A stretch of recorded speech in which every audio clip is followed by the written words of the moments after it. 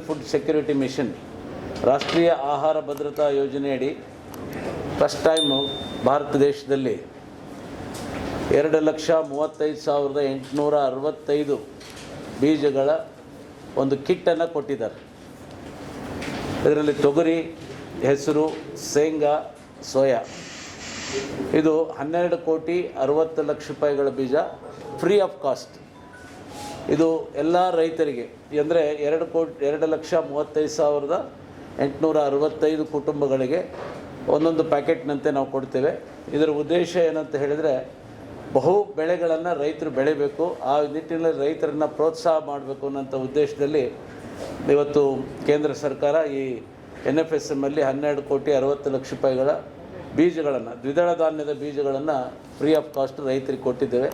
ತನ್ಮೂಲಕ ರೈತರು inter crop ಅಂದರೆ ಬೆಳೆಗಳನ್ನು ರಾಗಿ ಬೆಳೆಯುವಾಗ ಅಕ್ಕಡಿ ಹಾಕ್ಕೊಳೋದು, ಅಕ್ಕಡಿ ಅಂದರೆ ತೊಗರಿ ಹಾಕ್ಕೊಳೋದು, ಶೇಂಗಾ ಮಧ್ಯೆ ತೊಗರಿ ಹಾಕೋಂಥದ್ದು, ಸೋಯಾ ಮಧ್ಯೆ ಹಾಕೋಂಥದ್ದು, ಈ ರೀತಿ ಹೆಸರುಗಳನ್ನು, ಈಗ ಕಬ್ಬಿನಲ್ಲಿ ಕೂಡ ಹೆಸರನ್ನು ಹಾಕಿದ್ದು ನೋಡಿದೆ ನಾನು ಮಂಡ್ಯಕ್ಕೆ ಹೋದಂಥ ಸಂದರ್ಭದಲ್ಲಿ.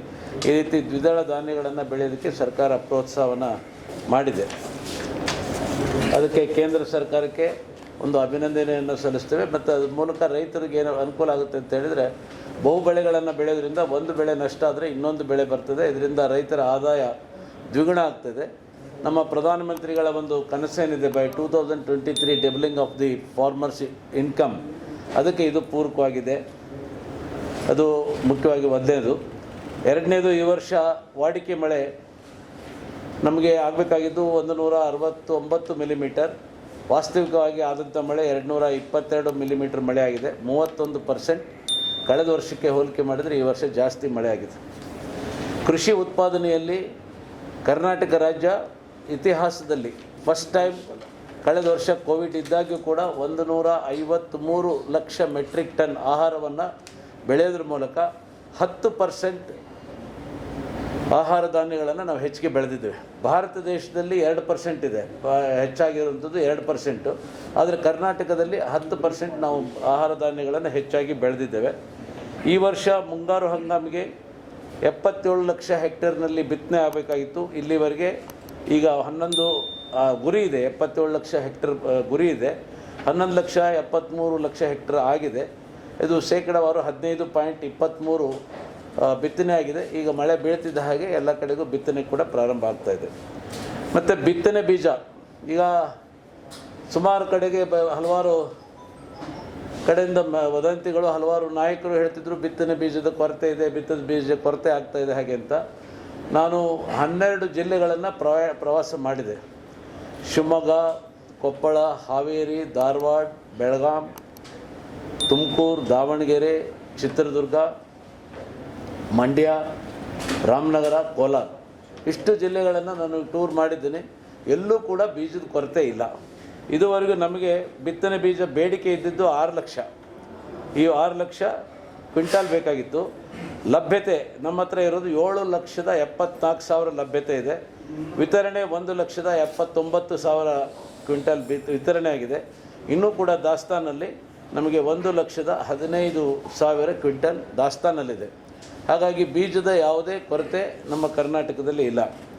ಮತ್ತು ರಸಗೊಬ್ಬರಗಳು ಮೆಟ್ರಿಕ್ ಟನ್ನಲ್ಲಿ ನಮಗೆ ಏಪ್ರಿಲಿಂದ ಇದು DAP, MOP, ಕಾಂಪ್ಲೆಕ್ಸ್, ಯೂರಿಯಾ ಬೇಡಿಕೆ ಏಪ್ರಿಲಿಂದ ಜೂನ್ವರೆಗೆ ನಮಗೆ 12,77,815 ಮೆಟ್ರಿಕ್ ಟನ್ ನಮ್ಮ ಬೇಡಿಕೆ ಏಪ್ರಿಲಿಂದ ಜೂನ್ವರೆಗೂ ಇತ್ತು. ಇದುವರೆಗೂ ಆರಂಭಿಕ ಶುಲ್ಕ ನಮಗೆ 11,54,320 ಆಗಿತ್ತು.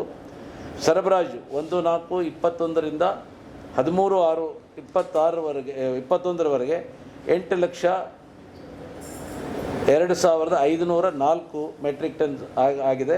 ಒಟ್ಟು ದಾಸ್ತಾನು 19,56,825 ಮೆಟ್ರಿಕ್ ಟನ್. ಮಾರಾಟ ಆಗಿರುವಂಥದ್ದು 7,84,075 ಮೆಟ್ರಿಕ್ ಟನ್ ಮಾರಾಟ ಆಗಿದೆ.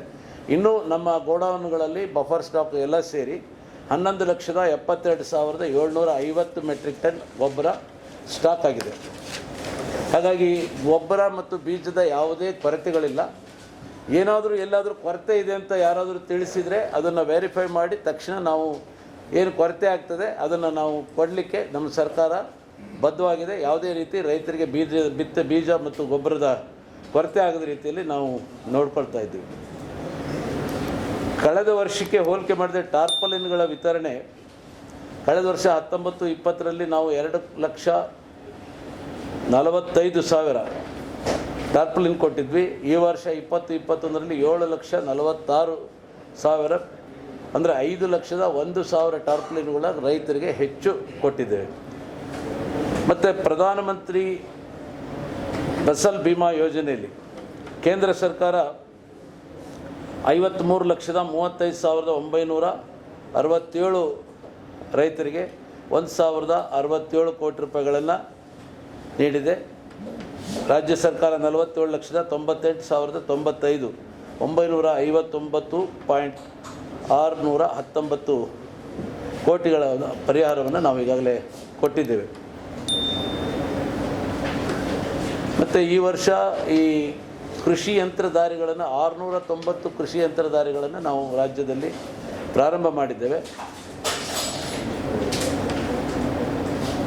ಕಳೆದ ವರ್ಷ ನಾವು ಬೆಳೆ ಸಮೀಕ್ಷೆ ನನ್ನ ಬೆಳೆ ನನ್ನ ಹಕ್ಕು ಅಂತೇಳಿ ಲಾಸ್ಟ್ ಇಯರ್ ಆಗಸ್ಟ್ನಲ್ಲಿ ಪ್ರಾರಂಭ ಮಾಡಿದ್ದು. ಅದು ಫಸ್ಟ್ ಟೈಮ್ ರೈತರ ಕೈಯಿಂದನೇ ಮೊಬೈಲ್ ಆ್ಯಪಲ್ಲಿ ಡೌನ್ಲೋಡ್ ಮಾಡಿಕೊಂಡು ಅದನ್ನು ಮಾಡಬೇಕು ಅಂತ ನಾವು ಪ್ರಾರಂಭ ಮಾಡಿದ್ವಿ. ನಮ್ಮಲ್ಲಿ 2,10,00,000 ಪ್ಲಾಟ್ಗಳಿದೆ. ಅದರಲ್ಲಿ ರೈತರು 46 ಲಕ್ಷ ರೈತರು ತಮ್ಮ ಸ್ವಂತ ಮೊಬೈಲ್ನಲ್ಲಿ ಅವರೇ ಆ್ಯಪಲ್ಲಿ ಡೌನ್ಲೋಡ್ ಮಾಡಿಕೊಂಡು ಬೆಳೆ ಸಮೀಕ್ಷೆಯನ್ನು ಮಾಡಿದರು. ಇದಕ್ಕೆ ನಮಗೆ ಕೇಂದ್ರ ಸರ್ಕಾರದ ಒಂದು ಮೆಚ್ಚುಗೆ ಬಂತು. ಕೇಂದ್ರ ಸರ್ಕಾರದ ಕೃಷಿ ಮಂತ್ರಿಗಳು ಇದನ್ನು ನಾವು ರಾಷ್ಟ್ರಾದ್ಯಂತ ಈ ಸಿಸ್ಟಮನ್ನು ಅಳವಡಿಸ್ಕೊಳ್ತೇವೆ ಅಂಥೇಳಿ ಅವರು ತಿಳಿಸಿ ಅದರ ಮೇಲೆ ನಾವು ಏನು ಮಾಡಿದ್ವಿ ಅನ್ನೋದು ಸರ್ವೆ ಕೂಡ ಮಾಡ್ಕೊಂಡು ಹೋಗಿದ್ದಾರೆ. ಮತ್ತು ಆಧಾರ್ ಲಿಂಕಲ್ಲಿ ಪ್ರಧಾನಮಂತ್ರಿ ಕಿಸಾನ್ ಸಮ್ಮಾನ್ ಯೋಜನೆಯಲ್ಲಿ ಆಧಾರ್ ಲಿಂಕ್ ಮಾಡೋದರಲ್ಲಿ ಕರ್ನಾಟಕ ಭಾರತ ದೇಶದಲ್ಲಿ ನಂಬರ್ 1 ಸ್ಥಾನದಲ್ಲಿ ನಾವು 1ನೇ ಸ್ಥಾನದ ಒಂದು ಪ್ರಶಸ್ತಿಯನ್ನು ಕೂಡ ನಾವು ಪಡ್ಕೊಂಡಿದ್ದೇವೆ. ಕರ್ನಾಟಕ ನಂಬರ್ 1 ಇದೆ. ಹಾಗೆ ಈ ಬೀಜ ಮತ್ತು ಗೊಬ್ಬರಗಳ ಒಂದು ಕಳಪೆ ಗೊಬ್ಬರಗಳ ಮಾರಾಟ ಮತ್ತು ಬಿಡಿ ಬೀಜಗಳು ಕಳಪೆ ಬೀಜಗಳ ಮಾರಾಟದಲ್ಲಿ ಈ ವರ್ಷ 1/4/21ರಿಂದ 11/6/21ರವರೆಗೆ 1,101.48 ಕ್ವಿಂಟಲ್ ಪ್ರಮಾಣದ 3,94,88,000 ಬಿತ್ತನೆ ಬೀಜಗಳನ್ನು ನಾವು ಇದುವರೆಗೂ ಜಪ್ತ ಮಾಡಿದೆ. ನಮ್ಮ ವಿಚಕ್ಷಣ ದಳದಿಂದ 960.3 ಕ್ವಿಂಟಲ್ ಪ್ರಮಾಣದ 21,90,000 ಮೌಲ್ಯದ ಗೊಬ್ಬರಗಳನ್ನು ಜಪ್ತಿ ಮಾಡಿದ್ದೇವೆ. 479.37 ಲೀಟರ್ kg ಪ್ರಮಾಣದ 7.74 ಲಕ್ಷದ ಮೌಲ್ಯ ಪೀಡನಾಶಕಗಳನ್ನು ಜಪ್ತಿ ಮಾಡಲಾಗಿದೆ. ಒಟ್ಟು 21-22ನೇ ಸಾಲಿನಲ್ಲಿ 4,24,52,000 ಮೌಲ್ಯದ ಬಿತ್ತನೆ ಬೀಜ ಮತ್ತು ಗೊಬ್ಬರಗಳು ಪೀಡನಾಶಕಗಳನ್ನು ಕರ್ನಾಟಕ ರಾಜ್ಯಾದ್ಯಂತ ನಾವು ಜಪ್ತ್ ಮಾಡಿದ್ದೇವೆ. ಕಳೆದ ವರ್ಷ 17,31,63,000 ರೂಪಾಯಿದು ಬಿತ್ತನೆ ಬೀಜ ಮತ್ತು ಗೊಬ್ಬರವನ್ನು ನಾವು ಸೀಜ್ ಮಾಡಿದ್ವಿ. ಈ ವರ್ಷ ಕೂಡ ನಮ್ಮ ಜಾಗೃತ ದಳ ಅಧಿಕಾರಿಗಳು ರಾಜ್ಯಾದ್ಯಂತ ರೈತರಿಗೆ ಉತ್ತಮ ಬೀಜವನ್ನು ಸರಬರಾಜು ಮಾಡಬೇಕು ಮತ್ತು ಯಾವುದೇ ರೀತಿ ಕಳಪೆ ಆಗಬಾರ್ದು ಅನ್ನೋ ದೃಷ್ಟಿಯಲ್ಲಿ ರೈಡ್ ಕೂಡ ನಾವು ಮಾಡಿಸ್ತಾ ಇದ್ದೇವೆ. ಇವತ್ತು 21-22ನೇ ಸಾಲಿನಲ್ಲಿ 263 ಪ್ರಕರಣಗಳನ್ನು ದಾಖಲು ಮಾಡಿ ಅವು ನ್ಯಾಯಾಲಯದಲ್ಲಿ ಪೆಂಡಿಂಗ್ ಇದ್ದಾವೆ. ಮತ್ತು 204 ಲೈಸೆನ್ಸ್ಗಳನ್ನು ಕಳೆದ ವರ್ಷ ಯಾರು ಅಕ್ರಮವಾಗಿ ಗೊಬ್ಬರವನ್ನು ಮಾರಾಟ ಮಾಡ್ತಾರೆ, ಕಳಪೆ ಬೀಜಗಳನ್ನು ಮಾರಾಟ ಮಾಡ್ತಾರೆ, ಅಕ್ರಮವಾಗಿ ದಾಸ್ತಾನು ಮಾಡಿ ಕೃತಕ ಅಭಾವವನ್ನು ಸೃಷ್ಟಿ ಮಾಡಿ ಗೊಬ್ಬರದ ಬೆಲೆ ಹೆಚ್ಚಾಗಬೇಕು ಅನ್ನೋ ದೃಷ್ಟಿ ಮಾಡ್ತಾಯಿದ್ರು. ಅಂಥ 204 ಅಂಗಡಿಗಳ ಪರವಾನಗಿಯನ್ನು ಕೂಡ ನಾವು ರದ್ದು ಮಾಡಿದ್ವಿ. ಒಂದು ಹೊಸ ವಿಷಯ ಇದೆ ಸರ್. ಸದಾನಂದ ಗೌಡರು ನಿನ್ನೆ 12ನೇ ತಾರೀಕು ನ್ಯಾನೋಗೆ 16,600 ಬಾಟಲ್ ನಮ್ಮ ಕರ್ನಾಟಕಕ್ಕೆ ಡಿಸ್ಪ್ಯಾಚ್ ಮಾಡಿ ಕಳಿಸಿದ್ದಾರೆ ಸರ್. ಒಂದು ಬಾಟಲ್ ಒಂದು ಬ್ಯಾಗ್ ಯೂರಿಯಾ ಥರ. ರೇಟ್ 10% ಕಡಿಮೆ, ಗುಣ ಅದಕ್ಕಿಂತ ಜಾಸ್ತಿ, ಮತ್ತು ಬಾಟಲ್ನಲ್ಲಿ ಸಬ್ಸಿಡಿ ಇಲ್ಲ. 240. ಹೌದು ಸರ್. ಮತ್ತು ಈಗ ಕೇಂದ್ರ ಸರ್ಕಾರದಿಂದ ಈಗ ಯೂರಿಯಾ ಗೊಬ್ಬರದ್ದು ನಾವು ಮೊದಲೇ 1,260 ರೂಪಾಯಲ್ಲಿ 1,000 ರೂಪಾಯಿ ಸಬ್ಸಿಡಿಯನ್ನು ನಮ್ಮ ಕೇಂದ್ರ ಸರ್ಕಾರ ಕೊಡ್ತಾ ಇದ್ವಿ. ಈಗ ಮೊನ್ನೆ ನಮ್ಮ ಕೇಂದ್ರ ರಾಸಾಯನಿಕ ಮತ್ತು ಗೊಬ್ಬರಗಳ ಖಾತೆ ಸಚಿವರು ಮತ್ತು ನಮ್ಮವರೇ ಆದಂಥ ಸದಾನಂದ ಗೌಡರು ಈಗ ಹೊಸ ಒಂದು ನ್ಯಾನೋ ಯೂರಿಯಾ ಬಾಟಲ್ಸ್ ಬಂದಿದೆ ಲಿಕ್ವಿಡಲ್ಲಿ, ಅದು 16,600 ಟಿನ್ಗಳನ್ನು ನಮ್ಮ ಕರ್ನಾಟಕಕ್ಕೆ ಕಳಿಸ್ಕೊಟ್ಟಿದ್ದಾರೆ. ಇದರ ಕಾಸ್ಟು 240 ರೂಪಾಯಿ 500 ml. ಈ ಒಂದು ಟಿನ್ ಇದು ಈಕ್ವಲೆಂಟ್ ಟು ದಿ ಒಂದು ಚೀಲ ಗೊಬ್ಬರಕ್ಕೆ ಸಮಾನಾಂತರವಾಗಿರ್ತದೆ ಅಂಥೇಳಿ ಅವರು ತಿಳಿಸಿದ್ದಾರೆ. ಮತ್ತು ಅದು ಆಗುತ್ತೆ. ಅದರ ಉಪಯೋಗ ಏನು, ಸಬ್ಸಿಡಿ ಇಲ್ಲದೇ ಇದು ರೈತರಿಗೆ ಭಾಳಷ್ಟು ಅನುಕೂಲ ಆಗ್ತದೆ. ಇದು ಕೂಡ ಈಗ ಬಿಡುಗಡೆ ಆಗಿದೆ. ತಾವೇನಾರು ಇದ್ದರೆ ಕೇಳ್ಬೋದು.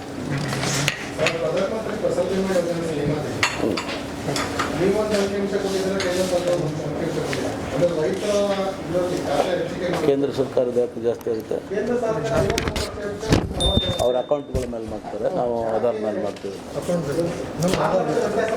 ವ್ಯತ್ಯಾಸ ಅಂತ ಹೇಳಿದರೆ ಕೇಂದ್ರ ಸರ್ಕಾರದವರು ಅಕೌಂಟ್ಗಳು ಆಧಾರದ ಮೇಲೆ ಮಾಡ್ತಾರೆ, ನಾವು ಕರ್ನಾಟಕದಲ್ಲಿ ಆಧಾರ್ ಕಾರ್ಡ್ ಜೋಡಣೆಗಳೇ ಮಾಡ್ತೀವಿ.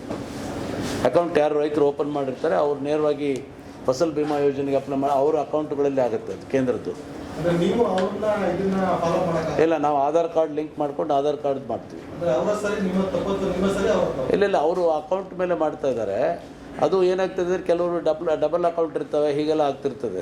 ಅದನ್ನು ನಾವು ಅವ್ರ ಗಮನಕ್ಕೂ ಕೂಡ ಅವ್ರ ಗಮನಕ್ಕೆ ಅಲ್ಲಲ್ಲ, ಅದು ಕೆಲವರು ಅಕೌಂಟ್ಗಳು ಏನು ಹ್ಯಾಕ್ ಆಗ್ತಿರ್ತವೆ, ಕೆಲವು ಟೈಮ್ ಏನಾಗ್ತದೆ. ಅದಕ್ಕೆ ನಾವು ಆಧಾರ್ ಜೋಡಣೆ ಮಾಡಿದ್ದೀವಿ. ಆಧಾರ್ ಜೋಡಣೆ ಆಧಾರದಲ್ಲಿ ಕರೆಕ್ಟಾಗಿ ಸಿಗ್ತದೆ ರೈತ ಲೆಕ್ಕ. ಕೇಂದ್ರ ಸರ್ಕಾರ ಸ್ಕೀಮಲ್ಲಿ ಆಧಾರ್ ಜೋಡಣೆ ಆಗಿದೆ, ಬ್ಯಾಂಕ್ ಅಕೌಂಟ್ ಹೌದಾ? 85% ಆಧಾರ್ ಆಗಿದೆ, 15% ಅಕೌಂಟ್. 85% ಆಧಾರ್ ಮಾಡಿದ್ದಾರೆ, 15% ಅಕೌಂಟಲ್ಲಿ ಮಾಡಿದ್ದಾರೆ ಅವರು. ಯಾಕಂದ್ರೆ ನಿಮ್ಮ ರಾಜ್ಯಾಧ್ಯಕ್ಷರು 51 ಲಕ್ಷ ಅಂತ ಹೇಳೋದು ಲಾಸ್ಟ್ ಟೈಮ್ ಇವತ್ತು ಪ್ರಕಟ ಮಾಡಿದಾಗ ಒಂದು ಕ್ಲಾರಿಫಿಕೇಶನ್ ಯಾರು ಉಪಯೋಗಿಲ್ಲ. ಈಗ ಹೇಳಿದ್ವಲ್ಲ, ನಿಮ್ಮ ರಾಜ್ಯಾಧ್ಯಕ್ಷರು 51 ಲಕ್ಷ ಅಂತ ಹೇಳ್ತಿದ್ದಾರೆ, ನೀವು 53 ಲಕ್ಷ ಅಂತ ಹೇಳ್ತಿದ್ದೀರಿ. ಕೇಂದ್ರ ಸರ್ಕಾರ ಇದೆಲ್ಲ 51 ಲಕ್ಷ ಅಂತಿದೆ.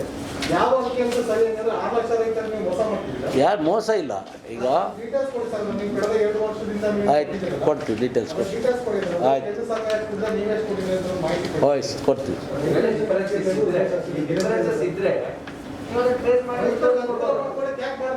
ಅಲ್ಲಲ್ಲ, ಈಗ ನಾವು ಆಧಾರ್ ಬೇಸ್ಡೇ ಕೊಡ್ತಾ ಇರೋದು. ಆಧಾರ್ ಬೇಸ್ಡ್ ಅಥೆಂಟಿಕೇಟ್ ಅವ್ರ ಅಕೌಂಟ್ ಅದು ಕೊಡ್ತೀವಿ. ನಾವು ಅಕೌಂಟ್ ನಿಮ್ಗೆ ಕೊಡ್ತೀವಿ. 85% ಅವರು ಆಧಾರ್ ಬೇಸ್ಡ್ ಮಾಡ್ತಾರೆ, 15% ಇದು ಮಾಡ್ತಾರೆ. ನಾವು 100% ಆಧಾರ್ ಬೇಸ್ಡ್ ಮಾಡ್ತೀವಿ. ಡೀಟೇಲ್ಸ್ ಕೊಡ್ತೀನಿ ನಿಮಗೆ. ಕೊಡ್ಬೋದು. ಮತ್ತು ಇದೊಂದು ದಾಖಲೆ ವಿತರಣಾ ಕೇಸ್ ಸಂಬಂಧಪಟ್ಟಂತೆ ಕಳೆದ 2-3 ವರ್ಷದಿಂದ ಸಿಕ್ಕಾಪಟ್ಟೆ ಕಂಪ್ಲೇಂಟ್ ಇದೆ. ಏನು ಅಮೌಂಟ್ ತಗೊಳ್ತಾರೆ, ಕೆಲವು ತರಕ ಕೊಡ್ತಾರೆ, ಕೆಲವು ಎಕ್ಸೆಸ್ ತಗೊಳ್ತಾರೆ ಅಂತ ಸಿಕ್ಕಾಪಟ್ಟೆ ಕಂಪ್ಲೇಂಟ್ ಇಟ್ಟಿದ್ದಾರೆ. ನೀವು ಈ ಸಾರಿ ಗೋಲ್ ನಾವು ಇನ್ನೂ 5 ವರ್ಷ ಎಕ್ಸ್ಟ್ರಾ ಕೊಟ್ಟಿದ್ದೀವಿ, ಕಳೆದ ವರ್ಷ ಅಂತ ಹೇಳ್ತೀರಾ. ಹೆಂಗೆ ಸಾಧ್ಯ ಸರ್ ಅದು? ಯಾವುದು ಜಾಸ್ತಿನಾ? ಜಾಸ್ತಿ ಕೊಟ್ಟಿದ್ದೀರಿ. ಕಳೆದ ವರ್ಷ ಅದ್ರ ಬಗ್ಗೆ ಕಂಪ್ಲೇಂಟ್ ಬಂದಿತ್ತು. ಅದು ಕಂಪ್ಲೇಂಟ್ ಕೊಟ್ಟಿದ್ದಾರೆ, ಕೆಲವು ಕಡೆ ದುಡ್ಡು ಇಸ್ಕೊಂಡು ಕೊಡ್ತಿದ್ದಾರೆ ಅಂತ ಸಿಕ್ಕಾಪಟ್ಟೆ. ಅಲ್ಲ, ದುಡ್ಡು ಇಸ್ಕೊಂಡೇ ಕೊಡೋದು, ಫ್ರೀ ಆಫ್ ಕಾಸ್ಟ್ ಕೊಡ್ತಾ ಇಲ್ಲ ನಾವು. ಟಾರ್ಪಲಿನ್ಸ್ ದುಡ್ಡು ತೊಗೊಂಡೇ ಕೊಡೋದು, ಸಬ್ಸಿಡಿ ರೇಟ್. ಹೌದು, ನಾವು ರೇಟ್ ಕೊಡ್ತಿದ್ದಾರೆ ಅಂತ ಆರೋಪ. ಇಲ್ಲ, ಅದು ಸುಳ್ಳು. ನೋಡಿ, ನಾನು ಕರ್ನಾಟಕ ರಾಜ್ಯ ಪೂರ ಸುತ್ತಿದೆ. ಹೋದ ವರ್ಷ ಒಂದು ಸರಿ ಧಾರವಾಡದವ್ರು ಯಾರೋ ಹೇಳಿದ್ರು, ಇಮಿಡಿಯೇಟ್ ಚೆಕ್ ಮಾಡಿದ್ವಿ ನಾವು. ಯಾವುದೋ ಫಾರ್ಚೂನ್ ಕಂಪನಿ ಅಲ್ಲ, ನಮ್ಮದಲ್ಲ ಅದು. ಯಾವುದದು? ಪಲ್ಸ್ ಬೋರ್ಡ್ನವ್ರು ಕೊಟ್ಟಿರೋದು. ಧಾರವಾಡದಲ್ಲಿ ಹೋದಾಗ ಒಂದು ಸರಿ ಹೇಳಿದರು ನನಗೆ, ಅದು ತಾಡ್ಪಲ್ಲಿನ ಸರಿ ಇಲ್ಲ ಅಂತ. ನಾವು ಇಮಿಡಿಯೇಟ್ ಚೆಕ್ ಮಾಡಿದಾಗ ನಮ್ಮ ಕೃಷಿ ಇಲಾಖೆಯಿಂದ ಕೊಟ್ಟಿಲ್ಲ, ಪಲ್ಸ್ ಬೋರ್ಡ್ನವ್ರು ಕೊಟ್ಟಿದ್ದು. ಅದು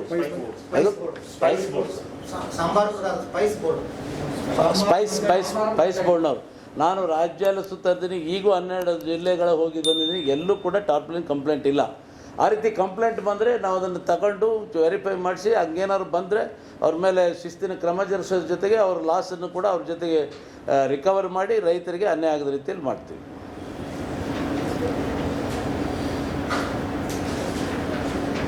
ಸರ್, ಸಿದ್ದರಾಮಯ್ಯ ಅವರು ಸರ್ಕಾರಕ್ಕೆ ಒಂದು ಪತ್ರ ಬರೆದಿತ್ತು. ಕೋವಿಡ್ ಸಂಕಷ್ಟದಲ್ಲಿ ರೈತರಿದ್ದಾರೆ, ಬಿತ್ತನೆ ಬೀಜ ಮತ್ತು ಗೊಬ್ಬರ ಉಚಿತವಾಗಿ ಕೊಡುವಂತ. ಈ ಬಗ್ಗೆ ಏನಾದರೂ ಇಲಾಖೆ ಈಸ್ ಇಟ್ ಪಾಸಿಬಲ್? ಸಿದ್ದರಾಮಯ್ಯನೇ ಮುಖ್ಯಮಂತ್ರಿ ಆಗಿದ್ದರೆ ಮಾಡ್ತಿದ್ರಾ? ಈಗ ನಾವು ಸಬ್ಸಿಡಿ ಕೊಡ್ತಾಯಿದ್ದೀವಿ. ಈಗ ಗೊಬ್ಬರಕ್ಕೆ DAP ಗೊಬ್ಬರಕ್ಕೆ 1900 ಆಯಿತು. 1200 ರೂಪಾಯಿ ಇದ್ದಿದ್ದು 1900 ರೂಪಾಯಿ ಆಯಿತು. 700 ರೂಪಾಯಿ ಜಾಸ್ತಿ ಆಯಿತು. 700 ರೂಪಾಯಿ ಜಾಸ್ತಿ ಆದಾಗ ರೈತರಿಗೆ ಹೊರೆ ಆಗುತ್ತೆ ಅಂತೇಳಿ ಕೇಂದ್ರ ಸರ್ಕಾರ ಇವತ್ತು 14,500 ಕೋಟಿಗಳನ್ನು ಸಬ್ಸಿಡಿ ಕೊಡೋದ್ರ ಮೂಲಕ ನಾವು ಮೊದಲೇ 500 ರೂಪಾಯಿ ಕೊಡ್ತಾಯಿದ್ವಿ ಒಂದು ಚೀಲ DAP ಗೊಬ್ಬರಕ್ಕೆ. ಈಗ ಮತ್ತೆ 700 ರೂಪಾಯಿ ಸೇರಿಸಿ, ಅಂದರೆ 1200 ರೂಪಾಯಿ ಒಂದು ಚೀಲ ಗೊಬ್ಬರಕ್ಕೆ 1200 ರೂಪಾಯಿ ಸಬ್ಸಿಡಿ ಕೊಡೋಂಥ ಕೆಲಸ ಸರ್ಕಾರ ಮಾಡ್ತಾಯಿದೆ. ಅದು ಹಾಗಾಗಿ ಇವತ್ತು ಕೇಂದ್ರ ಸರ್ಕಾರ ರೈತರ ಅನುಕೂಲಕ್ಕೆ ಏನು ಬೇಕೋ ಅದೆಲ್ಲ ಮಾಡಿಕೊಡ್ತಾ ಇದ್ದೀವಿ. ಮತ್ತು ಅದ್ರ ಜೊತೆಗೆ ಮೊನ್ನೆ ಬೆಂಬಲ ಬೆಲೆಯಲ್ಲಿ ಕೂಡ ನಾವು ಹೆಚ್ಚು ರೇಟನ್ನು ಹೆಚ್ಚು ಮಾಡಿದ್ದೀವಿ. ಬೆಂಬಲ ಬೆಲೆಯಲ್ಲಿ ಕೂಡ ರೈತರು ಬೆಳೆಯುವಂಥ ಬೆಳೆಯನ್ನು ವೈಜ್ಞಾನಿಕವಾಗಿ ಅದನ್ನು ಕಂಡು ಹಿಡಿದು ಅದರ ಮೇಲೆ ಏನು ಕೊಡಬೇಕು ಅದನ್ನೆಲ್ಲ ಇವತ್ತು ಕೊಡುವಂಥ ಕೆಲಸ ಮತ್ತೆ ಇವತ್ತು ಕೇಂದ್ರ ಸರ್ಕಾರ ಮಾಡಿದೆ. ಇವತ್ತು ಯೂರಿಯಾ ಗೊಬ್ಬರಕ್ಕೂ ಕೂಡ 1,000 ರೂಪಾಯಿ ಒಂದು ಬೇಗ ಕೊಡ್ತಾಯಿದ್ದೀವಿ. ಕಂಪ್ಲೀಟಾಗಿ ಫ್ರೀ ಕೊಡಲಿಕ್ಕೆ ಎಲ್ಲೂ ಸಾಧ್ಯ ಇಲ್ಲ. ಯಾವ ಸರ್ಕಾರಗಳು ಕೊಟ್ಟಂಥ ನಿದರ್ಶನವೂ ಇಲ್ಲ. ಅವೈಜ್ಞಾನಿಕ ಅವ್ರು ಕೇಳ್ತಾ ಇರೋದು ಅವೈಜ್ಞಾನಿಕ. It is not possible. ಅವ್ರು ಹೇಳೋ ಲೆಕ್ಕಕ್ಕೆ ಅದು ಸಾಧ್ಯ. ನಿಮ್ಮ ಫ್ಲಡ್ ಆದಾಗ ಕೇಂದ್ರ ಸರ್ಕಾರ ಪರಿಹಾರ ಸರಿಯಾಗಿ ಕೊಡ್ಲಿಕ್ಕಿಲ್ಲ, ರಾಜ್ಯ ಸರ್ಕಾರದ GST ಕಾಂಪನ್ಸೇಷನ್ ಸರಿಯಾಗಿ ಕೊಡ್ಲಿಕ್ಕಿಲ್ಲ, ನಿಮಗೆ 14 ಫೈನಾನ್ಸ್ ಡೆವಲ್ಯೂಷನ್ ಆಫ್ ಫಂಡ್ ಸರಿಯಾಗಿ ಕೊಡ್ಲಿಕ್ಕಿಲ್ಲ. ಅಟ್ಲೀಸ್ಟ್ ಇದೆಲ್ಲ ಅವ್ರು ಕೊಡ್ಲಿಕ್ಕೆ ಕೊಡ್ತಾ ಇದ್ದಾರಲ್ಲ, ಈಗ ಕೊಡ್ತಾ ಇದ್ದೀವಲ್ಲ. ಈಗ 100% ಸಬ್ಸಿಡಿ ಕೊಡ್ತಾ ಇದ್ದೀವಿ ನಾವು. ಯೂರಿಯಾ ಗೊಬ್ಬರದಲ್ಲಿ 1,260 ರೂಪಾಯಿ ಇರೋದು ರೇಟು. ಬರೀ 260 ರೂಪಾಯಿಗೆ ನಾವು ಒಂದು ಚೀಲ ಗೊಬ್ಬರ ಕೊಡ್ತೀವಿ. 1,000 ರೂಪಾಯಿ ಸಬ್ಸಿಡಿ ಕೊಡ್ತೀವಿ. ಅಂದರೆ ಎಷ್ಟಾಯ್ತು ಅದು? ನೀವು ಪರ್ಸೆಂಟೇಜ್ ಲೆಕ್ಕ ಹಾಕೊಳ್ಳಿ. ಅಬೋ ಎಷ್ಟಾಗ್ತದೆ? 175 ಎಷ್ಟು ಪರ್ಸೆಂಟ್ ಆಗುತ್ತೆ ಅದು ಲೆಕ್ಕ ನೀವು? 1,260ಕ್ಕೆ ಬರೀ ರೈತ ಕಟ್ಟೋದು 260 ರೂಪಾಯಿ. 1,000 ರೂಪಾಯಿ ನಾವು ಸಬ್ಸಿಡಿ ಕೊಡ್ತಾ ಇದ್ದೀವಿ ಗೊಬ್ಬರದಲ್ಲಿ ಕೊಡ್ತಾ ಇದ್ದೀವಿ. 90% ಇರಿಗೇಷನ್, ಮೈಕ್ರೋ ಇರಿಗೇಷನಲ್ಲಿ 90% ಕೊಡ್ತಾ ಇದ್ದೀವಿ. ಬರೀ 10%. ಅದು ಈ ವರ್ಷ ಒಂದು ಫೈನಾನ್ಸ್ನವರು ನಮಗೆ 90% ಮೈಕ್ರೋ ಇರಿಗೇಷನಲ್ಲಿ ಅಂದರೆ 50% ಕೇಂದ್ರ ಸರ್ಕಾರ ಕೊಡ್ತಾಯಿತ್ತು, 40% ರಾಜ್ಯ ಸರ್ಕಾರ ಟಾಪಪ್ ಸಬ್ಸಿಡಿ ಕೊಟ್ಟು 90% ರೈತರಿಗೆ ಕೊಡ್ತಾ ಇದ್ವಿ.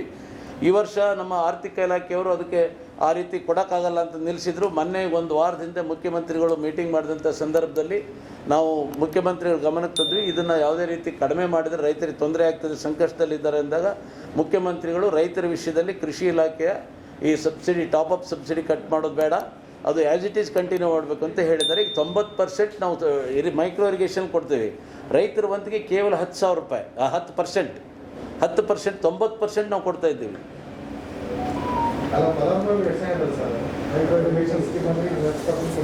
ಎಷ್ಟು ಚೆನ್ನಾಗಿದ್ದಾರಪ್ಪ, ಅದರಲ್ಲಿ ಡೀಟೇಲ್ಸ್ ಇದೆಯಪ್ಪ.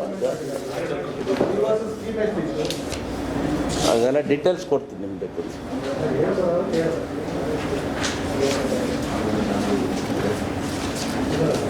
ಡೀಟೇಲ್ಸ್ ಕೊಡ್ತೀನಿ.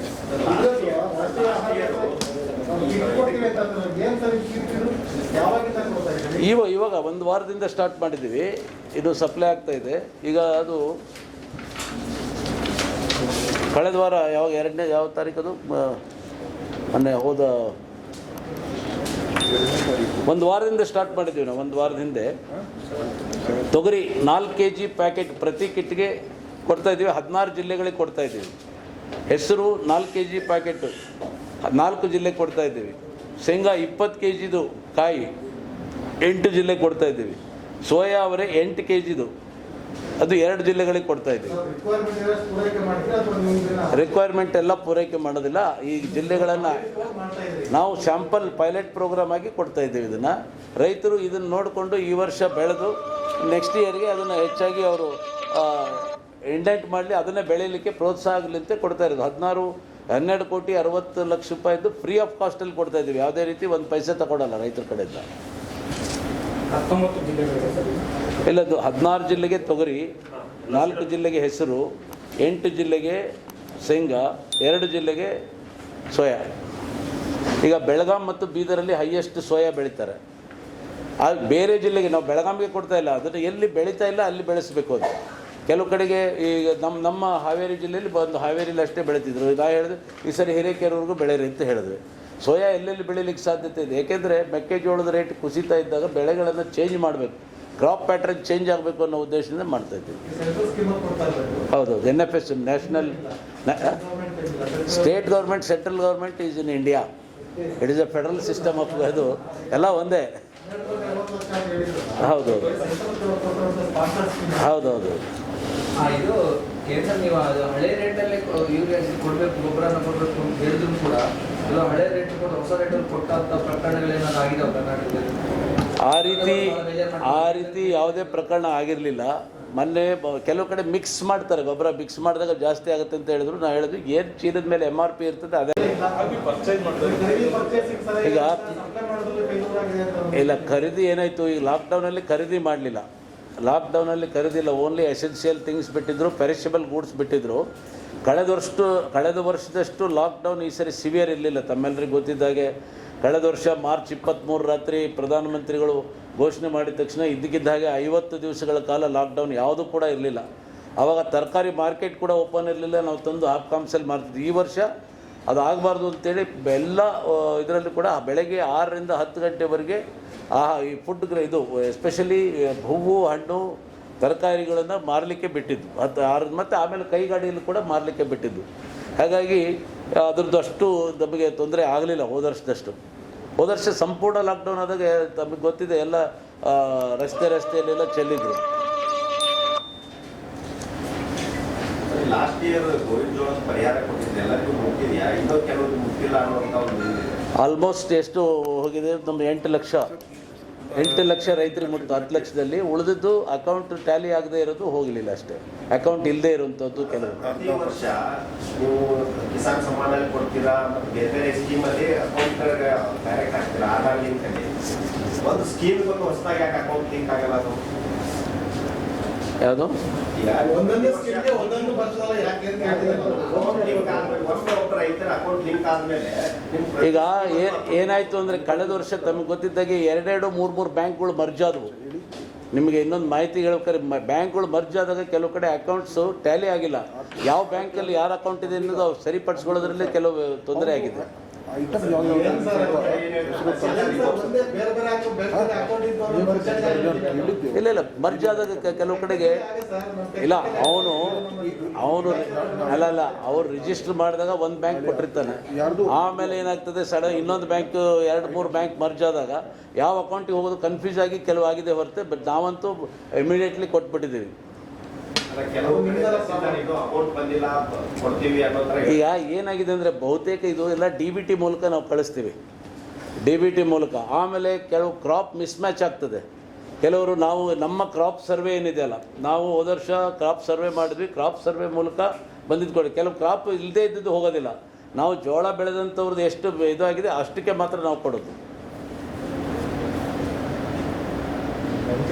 ಅದನ್ನ ತಹಸೀಲ್ದಾರ್ ಕ್ಲಿಯರ್ ಮಾಡೋದು. ರೈತರು ಮಿಸ್ಮ್ಯಾಚ್ ಮಾಡಿದ್ದು ಬೇರೆ ಬೆಳೆ ಬೆಳೆದಿದ್ದಾರೆ ಅಥವಾ ಇದಂದ್ರೆ ಅವ್ರು ಕ್ಲಿಯರ್ ಮಾಡಿದ್ರೆ ರೈತ ಓಡಾಡುತ್ತಾ ಆ ಥರ ಮಾಡಿಸಿದ್ದೀವಿ ನಾವು. ಎಷ್ಟು ಸಾಧ್ಯ ಅಷ್ಟು ತಹಸೀಲ್ದಾರ್ಗೆ ಹೇಳಿ, ನಮ್ಮ ಕೃಷಿ ಅಧಿಕಾರಿಗಳಿಗೆ ಹೇಳಿ, ಎಲ್ಲೆಲ್ಲಿ ಆ ಥರ ಇದೆ ನೀವು ಪರ್ಸ್ನಲ್ ಹೋಗಿ ವೆರಿಫೈ ಮಾಡಿ ನಮ್ಮ ರಿಪೋರ್ಟ್ ಕೊಡಿ. ಆ ಥರದ್ದು ಆಗಿದೆ. ಅದು ಅಪಾರ್ಟ್ ಫ್ರಮ್ ದ್ಯಾಟ್ ಉಳಿದು ಇದು ಮಾಡಿದೆ. ಎಷ್ಟು 135 ಇಲ್ಲ, 0.5% ಇಲ್ಲ, 0.5% ಇಲ್ಲ 10 ಲಕ್ಷದಲ್ಲಿ 0.5% ಇಲ್ಲ ಅಂತ ಅಷ್ಟು ಆಗಿದೆ. ಸಾಲ ಮನ್ನಾ ಸ್ಕೀಮ್ ಗವರ್ಮೆಂಟ್ ಅಲ್ಲಿ ಕುಮಾರಸ್ವಾಮಿ ಗವರ್ಮೆಂಟ್ ಅಲ್ಲ, ಅದರಲ್ಲಿ ಟೋಟಲ್ ಇದುವರೆಗೆ ಎಷ್ಟು ಪೇಮೆಂಟ್ ಆಗಿದೆ? 25,000 ಕೋಟಿ ಸಾಲ ಮನ್ನಾ ಮಾಡಿದೆ ಅಂತ ಹೇಳ್ತಾರೆ. ನಿಮ್ದು 12,000 ಕೋಟಿ ಇಲ್ಲ, ಅದನ್ನು ನೀವು ಇನ್ನೂ ಸಹ ನೀವು ಇದೇನು ಹೇಳ್ತಾರಲ್ಲ, ಇಲ್ಲ ಅಕೌಂಟ್ ಹೊಂದಾಣಿಕೆ ಆಗಿಲ್ಲ, ಆಧಾರ್ ಕಾರ್ಡ್ ಸೀಡಿಂಗ್ ಆಗಿಲ್ಲ ಅಂತ ಹೇಳ್ಬಿಟ್ಟು ಕೆಲವು ಪೆಂಡಿಂಗ್ ಇದೆ ಅಂತ ಇನ್ನೂ ಮಾಹಿತಿ ಇದೆ ಅಂತ ಕೇಳಿ. ಅದು ನಿಮ್ಗೆ ಬೇಕಾದ್ರೆ ತಿಳ್ಕೊಂಡು ಹೇಳ್ತೀನಿ. ಕೋಆಪರೇಟಿವ್ ಮಿನಿಸ್ಟ್ರಿ ಬರ್ತದೆ ಸಾಲದ್ದು ಇದು ವ್ಯವಹಾರ ಎಷ್ಟಿದೆ ಅಂತ ಅವ್ರಿಗೆ ಸಂಪೂರ್ಣ ಅವ್ರ ಹತ್ರ ಇರ್ತದೆ ಅಪ್ಡೇಟು. ಇದು ನಮ್ಮಲ್ಲಿ ಬರೋದಿಲ್ಲ. ನಾವು ಬೀಜ ಗೊಬ್ಬರ ಕೊಡೋದು, ಸಪ್ಲೈ ಮಾಡೋದು, ಬೆಳೆಯೋದು. ಅಲ್ಲ, ಮಾಹಿತಿ ಬೇಕಂದ್ರೆ ಕೊಡ್ತೀವಿ, ಅದೇ ತರಿಸ್ಕೊಡ್ತೀವಿ, ಅದು ತೊಂದರೆ ಇಲ್ಲ.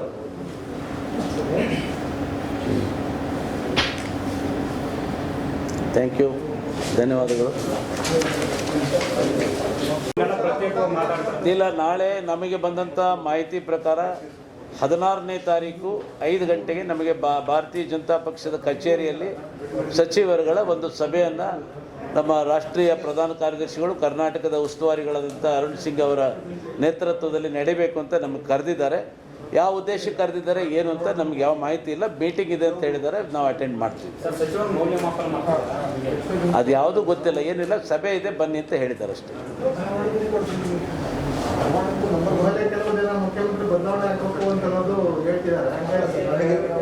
ಅದು ಯಡಿಯೂರಪ್ಪನವರು ಚಾರ್ಜ್ ತಗೊಂಡು ಮಾರನೇ ದಿವಸದಿಂದನೂ ಪ್ರಾರಂಭ ಆಗಿದೆ. ಮುಖ್ಯಮಂತ್ರಿಗಳ ಬದಲಾವಣೆ ಅಂತ ಯಾವುದೇ ಪ್ರಸ್ತಾಪ ಇಲ್ಲಿ ಇಲ್ಲ. ಮುಖ್ಯಮಂತ್ರಿಯಾಗಿ ಯಡಿಯೂರಪ್ಪನವರೇ ಇನ್ನೂ 2 ವರ್ಷಗಳ ಕಾಲ ಮುಂದುವರಿತಾರೆ ಅಂತ ನಮ್ಮ ಪ್ರಧಾನ ಕಾರ್ಯದರ್ಶಿಗಳಾದ ಅರುಣ್ ಸಿಂಗ್ ಅವರೇ ಹೇಳಿದ್ದಾರೆ. ಕರ್ನಾಟಕ ರಾಜ್ಯದ ಭಾರತೀಯ ಜನತಾ ಪಕ್ಷದ ಅಧ್ಯಕ್ಷ ಅಂತ ಕಟೀಲ್ ಅವರು ಕೂಡ ವ್ಯಕ್ತಪಡಿಸಿದ್ದಾರೆ. ಹಾಗಾಗಿ ಆ ಪ್ರಶ್ನೆ ಇಲ್ಲ.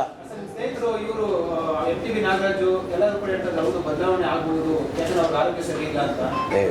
ಯಾಕೆ ಪಾಪ MTB ನಾಗರಾಜ್ ಅವ್ರ ಹೆಸರು ಎಲ್ಲೂ ಹೇಳಿಲ್ಲ, ನಾನಂತೂ ಕೇಳಿಲ್ಲ. MTB ನಾಗರಾಜ್ ಹೇಳಿದ್ದಾರೆ ಅಂತ ನಾನು ಒಪ್ಪಲ್, ನನಗಂತೂ ಗೊತ್ತಿಲ್ಲ. ಸರ್ಕಾರ ಬಂದಾಗ ಇದು ನಡೆಯೋದು ಸಹಜ ಅಲ್ವಾ? ಅದು ಸರ್ಕಾರ ಹಿಂದಿಂದಲೂ ಇದನ್ನ ಈಗ ಒಂದು ಮನೆಯಲ್ಲಿ 10 ಜನ ಮಕ್ಕಳಿದ್ರೆ 10 ಜನನು ತೃಪ್ತಿಪಡಿಸೋಕ್ಕಾಗಲ್ಲ.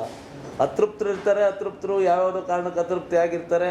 ಹಾಗಾಗಿ ಅಪಸ್ವರಗಳು ಬರೋದು ಸಹಜ. 5 ಬೆರಳು ಸರಿ ಇರಲ್ಲ. ಹೈಕಮಾಂಡ್ ಮಟ್ಟದಲ್ಲಿ ಬಿಜೆಪಿ ಒಂದು ಚರ್ಚೆ ಆಗ್ತಾ ಇದೆ, ನಾಯಕತ್ವ ಬದಲಾವಣೆ ಆಗಿಲ್ಲ ಅಂದ್ರೂ ಕೂಡ ಒಂದಷ್ಟು ಸಚಿವ ಕೈ ಬಿಡಬೇಕು, ಸಚಿವ ಸಂಪುಟ ಪುನರಚನೆ ಅಂತ. ಸರ್ ಆ ರೀತಿ ಆದ್ರೂ ಕೂಡ ಸಚಿವ ಸ್ಥಾನಕ್ಕೆ ಏನೇ ಡಿಸಿಷನ್ ತಗೊಂಡು ತಾವು ರೆಡಿ ಇದ್ದಾರೆ ಸರ್ ಹೈಕಮಾಂಡ್ ಅವರು? ನಾಳೆ ಅರುಣ್ ಸಿಂಗ್ ಅವರು ಬರ್ತಾ ಇದ್ದಾರೆ. ಅರುಣ್ ಸಿಂಗ್ ಅವರು ಬರ್ತಾರೆ, ಅವ್ರನ್ನೇ ತಾವು ಕೇಳಿ ಸಂಪೂರ್ಣವಾದ ಮಾಹಿತಿಯನ್ನು ಅವ್ರು ಕೊಡ್ತಾರೆ. ಒಂದಷ್ಟು ಜನ ಸಚಿವರ ಕೈ ಬಿಟ್ಬಿಟ್ಟು ಬೇರೆಯವ್ರಿಗೆಲ್ಲ ತಗೋಬೇಕು ಅಂತಾರೆ. ಅಂಥ ಸಂದರ್ಭ ಬಂದಾಗ ನೀವು ಅರೆ ಪಕ್ಷ ಏನು ತೀರ್ಮಾನ ಮಾಡ್ತದೆ ಅದಕ್ಕೆ ಎಲ್ಲರೂ ಬದ್ರಾಗಬೇಕಲ್ಲ.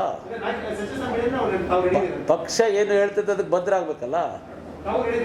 ಬದ್ಧ ಆಗಬೇಕು ಅಂತ ಹೇಳಿದ ನಾನು ಅಂತ ಹೇಳಿಲ್ಲ. ಯಾರೇ ಇರಲಿ, ಪಕ್ಷಕ್ಕಿಂತ ದೊಡ್ಡವ್ರು ಯಾರೂ ಇಲ್ಲ. ಪಕ್ಷದಲ್ಲಿ ಏನು ತೀರ್ಮಾನ ಆಗ್ತದೆ ಅದಕ್ಕೆ ಎಲ್ಲರೂ ಕೂಡ ಬದ್ರಾಗಬೇಕಾಗುತ್ತೆ. ಒಂದು VC ಇದು ಒಂದೇ ನಿಮಿಷ. ಸರ್, ಡೆಲ್ಲಿ ಭಾರತ ದೇಶದ ರಾಜಧಾನಿ, ಯಾವ್ಯಾವ ಕಾರಣಕ್ಕೂ ಹೋಗ್ಬೋದು. ಈಗ ಅರವಿಂದ್ ಬೆಲ್ಲದವರು ಈಸ್ ಬಿಗ್ ಯಾವುದೋ ಇದು ಯಾವುದೋ ಆಟೋಮೊಬೈಲ್ಸಲ್ಲಿ ಭಾಳ ದೊಡ್ಡ ಪ್ರಮಾಣದಲ್ಲಿ ಇದೆ. ಯಾವುದಕ್ಕೆ ಹೋಗಿದ್ದಾರೆ ಏನಂತ ಗೊತ್ತಿಲ್ಲ. ಡೆಲ್ಲಿಗೆ ಹೋದ ತಕ್ಷಣ ನಾವೇ ಊಹೆ ಮಾಡ್ಕೊಂಡು ಇದಕ್ಕೆ ಹೋದರು ಅಂತ ಭಾವಿಸೋದು ಸರಿಯಲ್ಲ ಅಂತ ನನ್ನ ಭಾವನೆ. Thank you.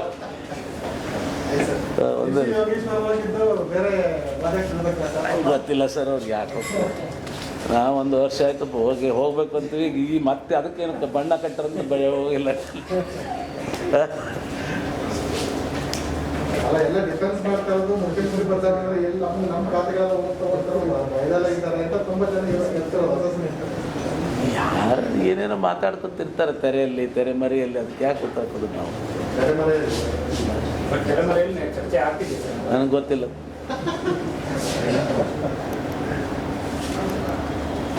ತುಂಬ ಬುದ್ಧಿವಂತರಾಗ್ತದೆ ಇತ್ತೀಚೆಗೆ. ಪ್ಯಾಕಪ್ ಅಂದ್ರೆ ಕ್ಯಾಮ್ರಾ ಆಫ್ ಆಗಲ್ಲ, ಲೈಟ್ ಆಫ್ ಕ್ಯಾಮ್ರಾ. ಡೈರೆಕ್ಟರ್ ಎದ್ದು ಹೋಗ್ಬೇಕಾ ಅಥವಾ ಆರ್ಟಿಸ್ಟ್ಗಳು ಜಾಗ ಖಾಲಿ ಮಾಡ್ಬೇಕಾ? ಎಲ್ಲರಿಗೆ ಟಿಫಿನ್ ಕೊಟ್ರ? ಮತ್ತೆ ಬೇರೆ ವಿಶೇಷಗಳು?